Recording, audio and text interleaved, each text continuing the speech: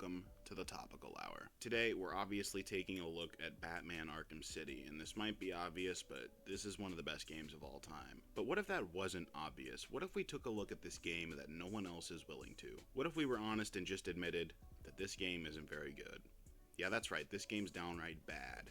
Here's why. The story of this game is basically about Batman running around a city of supervillains and their gangs, mainly trying to stop the Joker, Penguin, Hugo Strange, and Ra's al Ghul. The first problem is Batman. Batman in this game is nothing like Batman in the comics. Batman in the comics is like if Superman was a normal dude. Yeah, obviously to criminals he's a paragon of fear, his stare is enough to strike fear into their hearts and all that. But he's also supposed to be a symbol of hope. In this game, he's really selfish, and by the end of the game, he doesn't even want to save all of the people in Arkham City, including the political prisoners and hostages. He literally just tries to gun after Talia al Ghul, Ra's al Ghul's daughter. It takes the Mad Lad himself, Alfred Pennyworth, to convince Batman that we should focus on saving everyone rather than the girl he's crushing on. I know it's just to show that Batman has a human side, but this is when he's like years into being the Batman. Arkham Origins would have been the time to show the conflict of saving all the bad guys ever or saving your girlfriend that just tried to kill you. I actually like the idea of this, but it would have been a lot better in a game where Batman isn't as experienced. But in this game, Batman has fully trained both Nightwing and then Robin and even Oracle as Batgirl before she got shot. He's been at this for a while and has probably made sacrifices. In fact, Batman not caring about the lives of criminals is actually a huge issue in this game. In the beginning of the game, Joker says something about poisoning Batman with his contaminated blood. So Batman would have to find a cure to save them both. And Batman, in the coldest moment I have ever witnessed, just says, okay, fine, we're both going to die, I'm fine with that. This is before he even stops any of the criminals he's trying to stop. That's how little he cares about the people in this game. In fact, later in the game, he threatens to kill Mr. Freeze if he refuses to help him. Yeah, I'm not joking, he takes the only thing keeping Mr. Freeze alive and pours like half of it on the floor. And later in this same segment of the game, he actually genuinely kills Solomon Grundy. Now obviously, if you don't know, Solomon Grundy is a literal zombie and is mostly unable to die, but Batman doesn't know that. He just kills him! And at the end of the game, obviously, he doesn't kill Joker. That'd be a stupid point to make. But I want you to look at me and say that Clayface actually survived being electrocuted inside the Lazarus Pit. You know what? I'll let this one slide. Maybe Clayface is still alive. But another problem I have with this game, why does Batman work alone? His excuse in this game is that Robin needs to stay in Gotham, and Nightwing isn't even mentioned a single time in the game's story. And honestly, this is a problem I've had with the entire Arkham series. There's always a flimsy reason that Batman can't work with others, and nobody even bothers to explain why the Batwing can't be used. I know the Arkham games in general probably weren't ready to have two characters be playable at the same time, but come on. Just spend like 5 minutes coming up with a good reason, please. Also, some characters that shouldn't be in this game are in this game for no reason. Like, remember the security guard from the last game, Cash? Well, now Cash is just in Arkham City as a regular cop. Jim Gordon gets most of his screen time in the DLC for this game. And Killer Croc appears as an easily missable Easter egg that serves no purpose other than being cool, which is actually fine. And then, there's the other playable character in this game who I barely mentioned. Catwoman. Also, this is just a reminder to subscribe if you enjoy. I promise not all of these videos are just taking what we love and shaming it. Thank you. Catwoman is an enigma.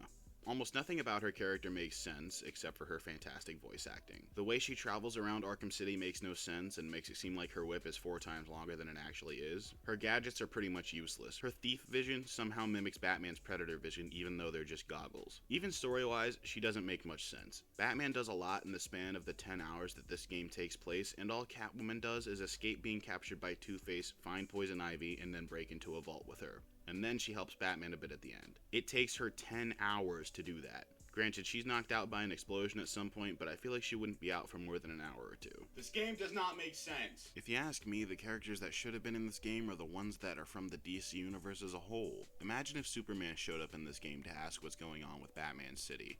Or imagine if Green Lantern showed up. I mean, I guess that doesn't really make sense because they're really powerful heroes and don't really fit in with this story. But I still think we could have had something more than just Batman's rogues, and I think that they should have gone a bit deeper than just Batman's rogues. I mean, what if Captain Cold was in this game? Or maybe we can include more whimsical villains like Condiment King or Kite Man. Even some of the side villains that were in this game were a bit disappointing. I mean, all you do with Deadshot is just find his victims and then find him after finding all of his victims. You don't even really save anyone except for Jack Ryder. Zaz is basically the same as he was back in Arkham Asylum, just killing people for the fun of it.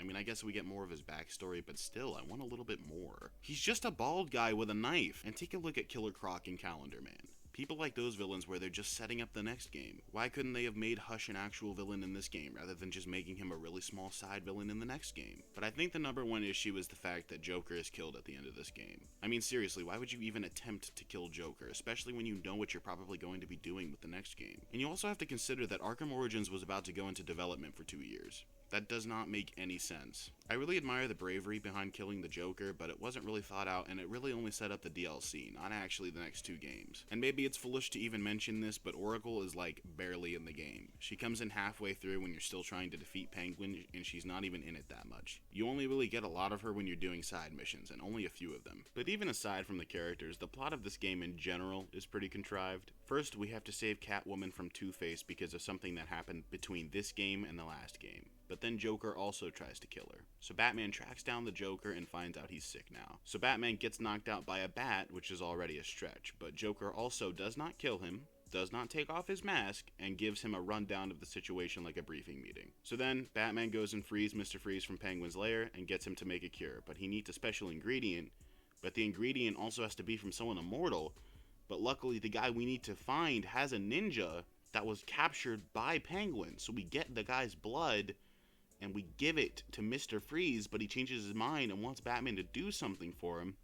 So we fight him, and then Batman does it anyway. I genuinely don't know what's happening anymore. But yeah, basically the ending of this game is just a big showdown between Batman, Clayface, and the Joker. Talia is killed in the crossfire after it's revealed that Joker has been Clayface the entire game, well, at least halfway through anyway. Another complaint that I have is that the ending and finale of this game is really long, because it starts with Protocol 10 beginning, and then it shifts over to Catwoman's perspective, where she breaks into a vault and then comes back and saves Batman.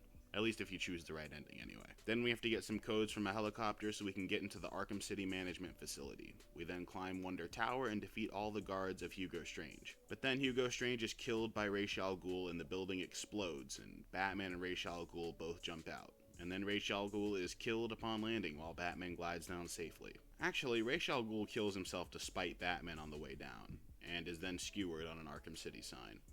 This game's kind of brutal, by the way. Then Joker announces that he wants Batman to come over to the Monarch Theater, which actually makes a lot of narrative sense for Bruce Wayne, but it's never really acknowledged by the game's story. We take down a bunch of snipers covering the building, and then we head in to see Talia get shot, and then we fight Clayface until the end. The ending cutscene has Joker die and Batman carry him out of the Monarch Theater in a striking shot. The music for this scene is amazing as well, and as a side note, I know I don't talk about it very often, but both the music and concept art for this game are amazing. If you're playing this game for the first time, maybe try and do all the side missions and stuff before you actually complete the game, so when you're gliding around trying to solve the little mysteries and fight people, you actually get music to glide around to. And if I'm not mistaken, you unlock concept art by finding Riddler trophies. It's really worth it. The concept art redefines the way you look at the game if you really take the time to look at it and appreciate it. If you're into that kind of thing, look up the soundtrack and concept art. You won't be disappointed. It's another one of those things in these reviews that I don't really like to touch on too much because I'd rather you play the game for yourself and experience it yourself. But really,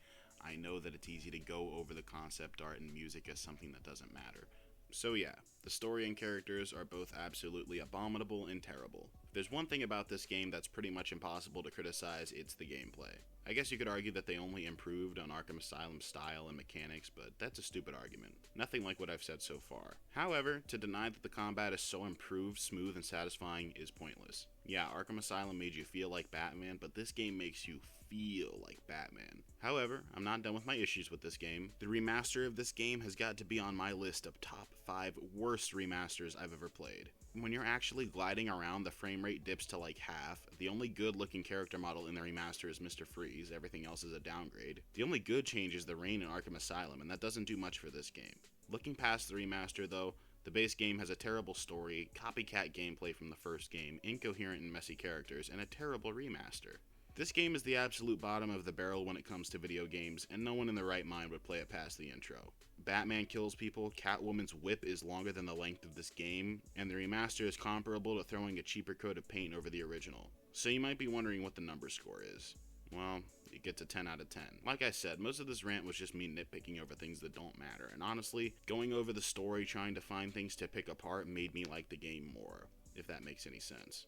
And by the way, this video took a while to make as always, but even longer this time because it took forever to come up with flaws in this game. Anyway, if you like this video, then subscribe to catch the next one, and hit the bell too to make sure. Better to be safe than sorry. And if you want a video where I praise this game, go watch the Why the Arkham Franchise Failed video. The title is deceptive. It'll be the top link in the description. I appreciate you watching this video, and if you subscribed, I appreciate that too. Subscribe right now. Or not, that's fine. Play nice, people.